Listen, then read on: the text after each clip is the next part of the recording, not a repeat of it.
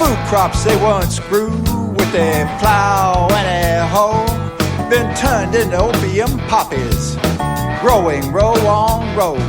Our infrastructure's crumbling, our social structure too. It's a corporate scam, they don't give a damn while screwing over me and you.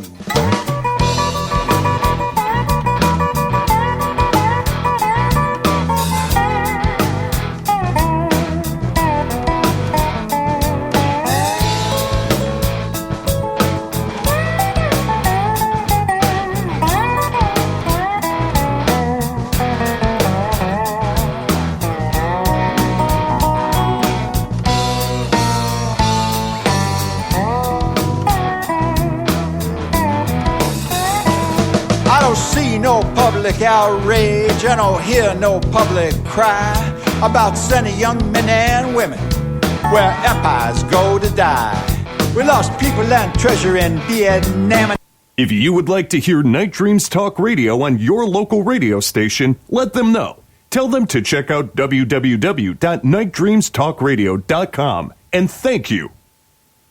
Night Dreams Talk Radio Network brings you the World Paranormal News with James Creechbaum. Now, the latest news. I'm James Creechbaum with some more paranormal and Earth news. Time traveler Greta Thunberg found in a 120-year-old photo. Recently, a photograph was discovered that was taken 105 years before Greta Thunberg was born.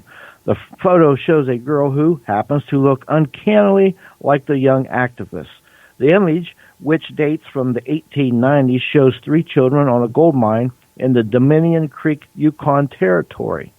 This would have not been seemed particularly remarkable if it were not for the fact that one of them is simply strikingly similar to Thunberg. The YouTuber unnamed, who found an old photo, has a theory of why Greta Thunberg is so successful in spreading her global warming messages worldwide.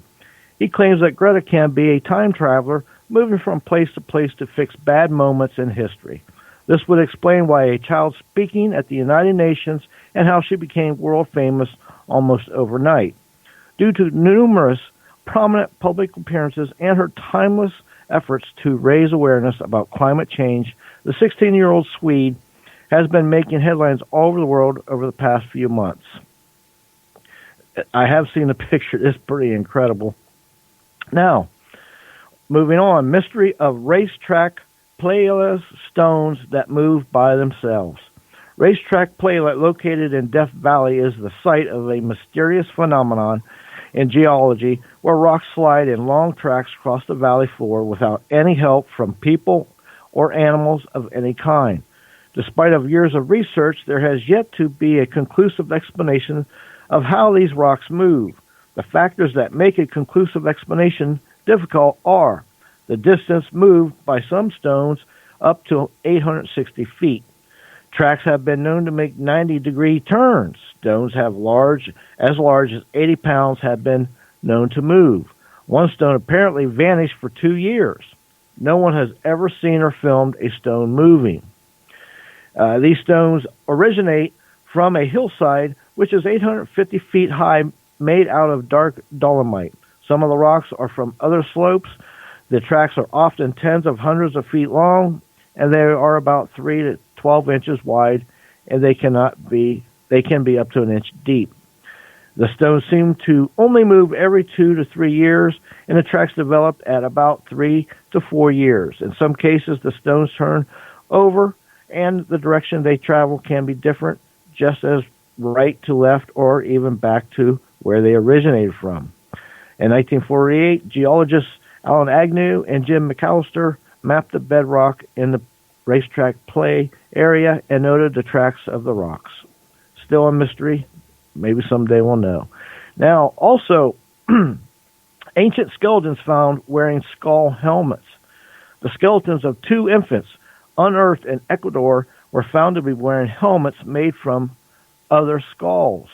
The somewhat grim discovery was made by archaeologists who had been excavating the ancient ritual complex of Salango, which is situated in the central coast of Ecuador. The skeletons, which date back 2,100 years, were wearing helmets made from the cranial vaults of other children's skulls, something that has never been seen before in the region. Archaeologists can only speculate as to the circumstances surrounding the burial, as there is no telling exactly what killed either of the infants in the grave or the children's skulls were made out of. It is thought, however, that the skull helmets may have served as a form of spiritual protection, perhaps because the infants had died of such a young age. The people of the time had concern with protecting and furthering empowering the heads, the archaeologists noted. Ancestral figurines found at the site seem to confirm that this was the case.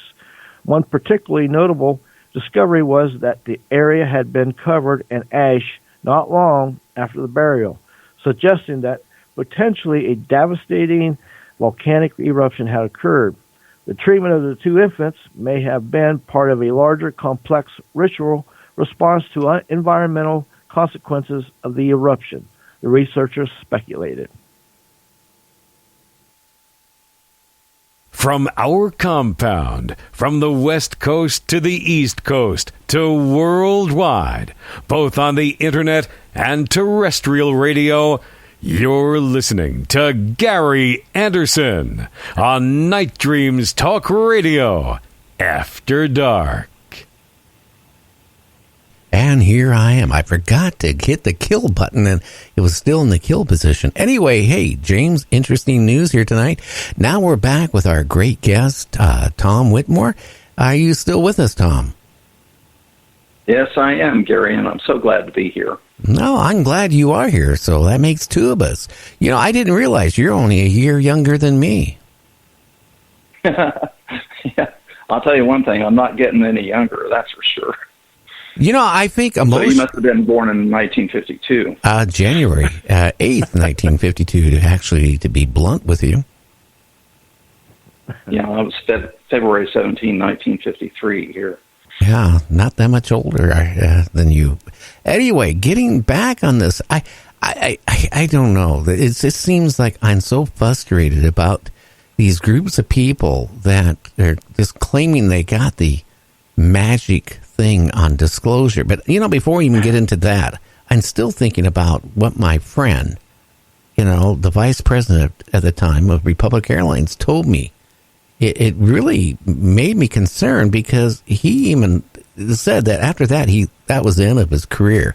He didn't want to even be in the Air Force after that because he felt cheated, because he said he knows what he saw. And to have to sit there and lie about it and not be able to disclose it. And the threats made that if he ever did disclose it, you know, he could end up in prison. Well, that would certainly be upsetting.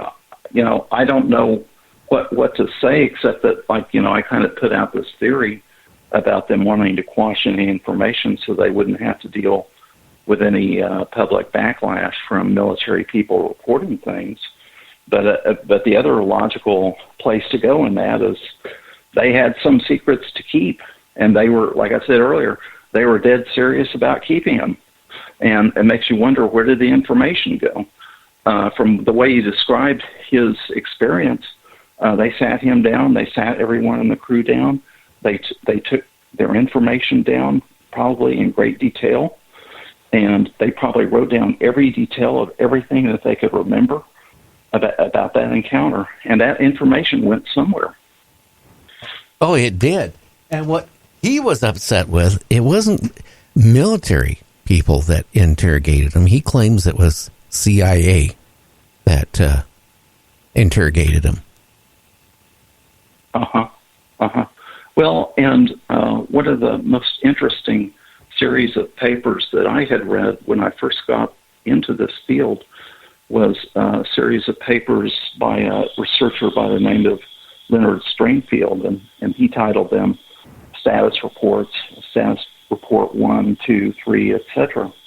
And he implied more than once that he believed that someone from the CIA was working with him or even coaching him. And Leonard Stringfield was one of the first, if not the first people to go public with a whole group of crash saucer tales. And he did this at the 1979 MUFON Symposium. I believe it was in Dayton, Ohio. And when this came about, he was told by someone that I believe was coaching him that they wanted this information out as a test of public reaction. And during that series of events leading up to his presentation at the symposium, he supposedly had received death threats, and he had to be moved in his hotel room, and there was a kind of a circus-like atmosphere. Because before then, people didn't believe any of these. Well, there were no crash saucer stories to speak of.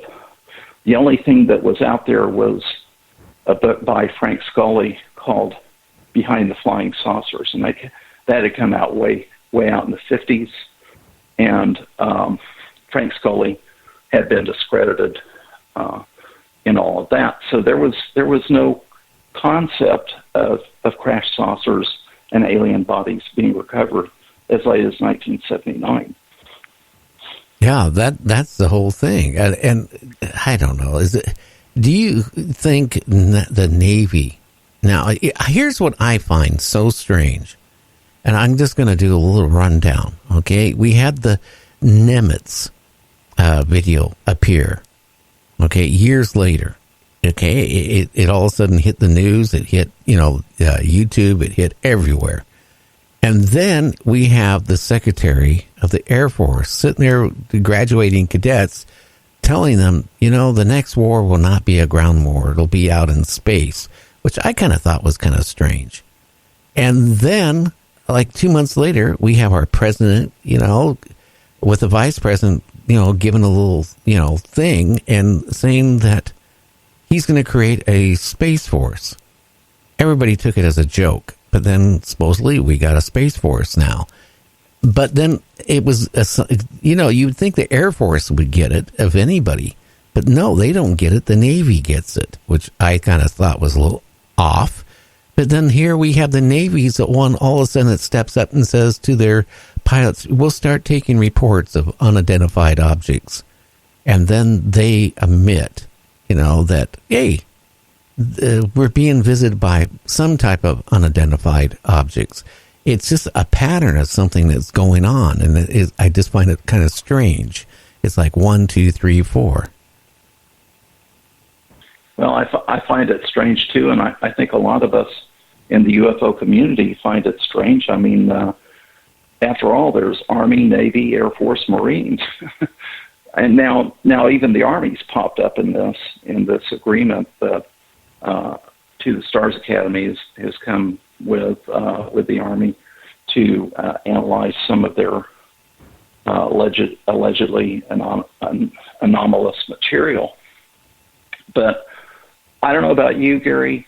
I'm totally confused by the way this whole sequence of events has come out. Now, there has been a theory promulgated out there that the DoD people realized that this association that I mentioned earlier in the program between Leslie Kean and the gentleman, the political gentleman, I forget his name at the moment, and Hillary Clinton, that they were working to get some kind of confirmation, even disclosure out to the public if Hillary Clinton won the election. That there's a theory that the DoD got very concerned about that, and they decided to come up with a program to get ahead of the story. Okay, and that's what we're seeing with this whole TTSA effort. And if Tom DeLonge's claims are true that he's had certain contacts with certain high-level military and Department of Defense officials, one or two of which may even be in his TTSA group, on his website that if his stories are true, that